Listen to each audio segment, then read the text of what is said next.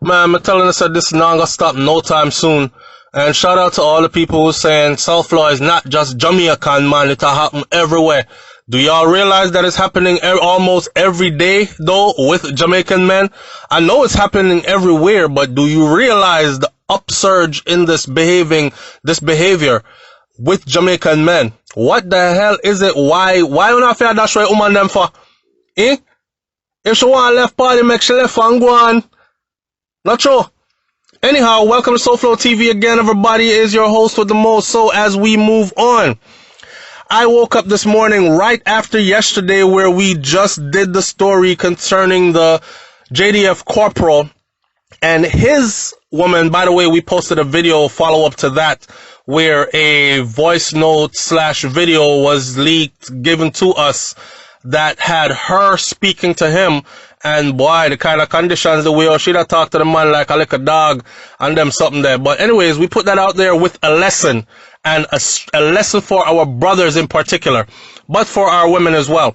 Anyhow, by the time we finished that story yesterday, there was one more that we woke up to this morning again. And it says St. Elizabeth woman was stabbed to death allegedly by her boyfriend. I'm going to tell you what the paper said, and then I'm going to tell you what I heard. Okay? So it says that police detectives have arrested the boyfriend of a St. Elizabeth woman who is accused of killing her last night. And this was printed in the Jamaica Gleaner, jamaicagleaner.com. The solitude of the quiet farming community in Brinkley, in the southern section of the parish, was punctured when the man allegedly went to the family home of 27-year-old Nevia Sinclair and stabbed her to death.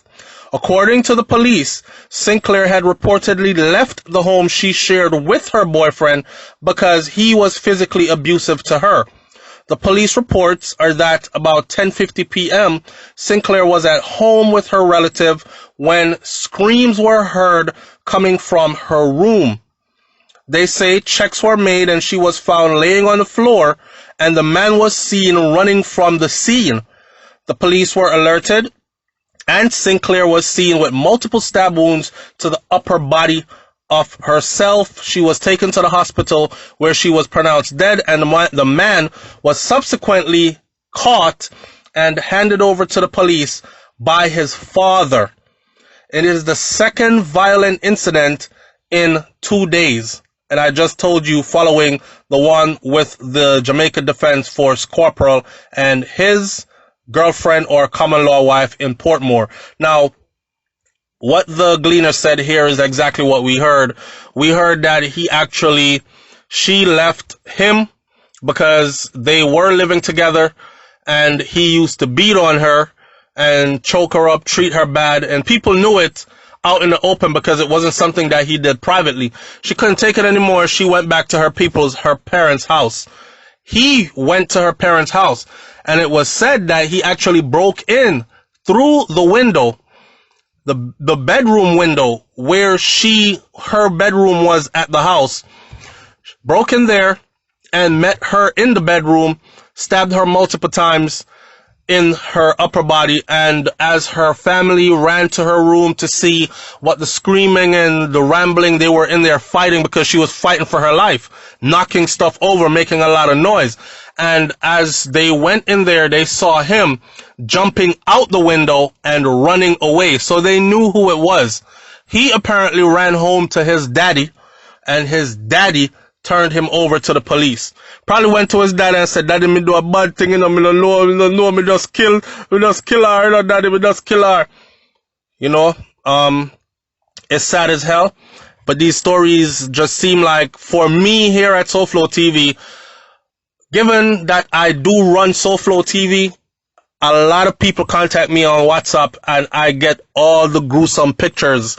And the world we live in today, it's a world where, especially somewhere like Jamaica, say in the United States of America, it's pretty much more like certain things are not circulated online because people don't get the chance to get to the scene, right? The scene is cordoned off. But when people are shot down in the streets in Jamaica or stabbed up in a room somewhere, neighbors walk in, push their head in the door, use their cell phone, take a couple of pictures, post it, put it on Instagram, put it on WhatsApp, send it to SoFlo. Look what them do to what the man do to the girl. So I get to see pictures of these things, you know, and I'm just getting too many of these pictures of lately. I'm not telling the people to not send me, because in one way it is a way for me to confirm that it is actually true. But at the same time, I'm saying it's happening too much. Too much of this go on. You know what I say? Too much of this go on. I have genuinely noticed the upsurge in this type of a behavior. And long gone are the days when we used to say, yeah man, some white man behavior that as soon as them bank account broke or them lose them millions, them climb up on one high building and jump off if they're in financial troubles. But we know about dumpling and butter road boy. So, you know what I say, we don't worry about finances. Money comes and money goes. We're ambitious and we work hard, but we know how to survive through rough times as well. Right? Long gone are those days. Because now everybody is so caught up in TV and influenced by first world countries and their ideas and ideology of what success is and of what happiness is. And we find ourselves in other parts of the world where we're like, if I'm not achieving the US version of success and happiness, then I'm not really happy. So my woman, she fi freak out. She fi do everything in the book, you know what I say, lick parts, what she know, our mouth, no find sanitary, and me supposed to do the same, man, we have to live mad life and crazy life and all these things, and if we're not living up to par with a whole bunch of money in the bank and fancy clothes with certain designer names on them and all these things, then we feel pressured. And we're taking it out on our spouses, we're taking it out on, and then with that they beat up the woman them and expecting the woman them to stay subservient. Hey girl, sit down over there, so. Hey, when big man talk like the woman has no talk. I've said this on SoFlo TV before. Go back to the first day meeting any couple. When the man first meet the woman and starts to pursue her, he's looking at her like, damn, she beautiful, she fine, yo, man, I love piece of that. Or after that, then it goes to, yo, I want to deal with her, I want to make a future with her, blah, blah, blah. And she's looking at him like a hopeless romantic as well. Him so strong and him so handsome and him so this and him so that. Somewhere along the line, it quickly turns into choking, slapping, verbal abuse, name calling, ridicule and disrespect, psychological abuse, then serious physical abuse to the point where the women are running. I'm telling these women again, if you're with a man and he's beating you, don't stop it. Stop talking about, that's why me give you the pom pom because you beat me. No! He's beating you to show you that he can go above and beyond beating and do some killing stuff. So what you need to be doing is you need to be closing your legs now and not worried about give a pum pum. Nothing should be coming in and out of you right now. Right now you should be looking for freedom. Right now you should be looking for safety because it's not safe. And that me I try to tell you now. So don't dig yourself further into these situations. You're already with somebody that's showing you, just like this young lady now. She did the right thing. She ran. And I've been telling the women them, run, go, left. But what can we tell them when she ran and she ran to somewhere that she calls safe? Her parents' house. Back to my room. You know, somehow we have good family in Jamaica, you know, and we were raised good. And guess what? Our room is still there. So nobody can treat we like idiot because we can pack up with bags and say, bye. Me going back to my mother's house, go stay in my room over there so until I branch out again. But I don't need to be in this apartment with you or this house with you. I take buffing. You know what I'm saying? So she did that. She took hand in feet and disappeared upon him, run. He found out that that's where she was staying at. My only advice now is this. When you cut ties, cut ties. Now make them know say this so you're there. Don't open the window and talk to them through the window. Don't do none of that. Because one story is saying that he broke in through the window. Another story was saying that as she opened the window and I talked to him through the window, and for some reason and somehow he eventually came into the room through the window. So did he break in or did she let him in? I mean, these are the reasons why it's hard to leave a relationship, and when you run, you have to run and don't look back, ladies. Stop make the idiot man them talk you back into coming back. Stop making me even talk you back into one sentence of a conversation. Have no more words for. I'm talking to the women in my audience as if I'm talking to my own sister and my own daughter. You have no rap, no words, no more conversation for a man that puts his hands on you, beat you. You run and you run far and you cut all ties. Especially if you have no children together or anything. Nothing to bind you. So, here we are again with another one of these situations. Boy, I don't know. The man them seem like them weak out here, sir. And I keep on saying that we have this kind of thing where we look at mental illness as a weak or somebody obey him or all the other things except for the fact that this person needs some medical help, right? But I don't think it's no damn medical help. I think the place is filled with narcissistic men. I was in Jamaica recently for 2 trips in the same 1 year. And on both trips, I saw instances, me and my wife, we even talked about it together. Like, wow. Remember one time where man used to get up off of a seat and say, come sit down over here, some mommy, cause you have the baby with you, you know? No. One time we went to Jamaica with Kai, and Kai was so small, and I'm holding all the bags and suitcases and everything else, camera pod, everything me I carry. And my wife is there with the baby, right? And her personal bag. And we're standing there waiting for our rental car to come around, and it's only 1 seat out at the Norman Manley International Airport, right there, so where you wait for your rental car. It's only 1 seat in there. I want to tell you, sir, a brother that actually works there, the man come, sit down, and spread out himself so wide on the one little seat and the one little shade.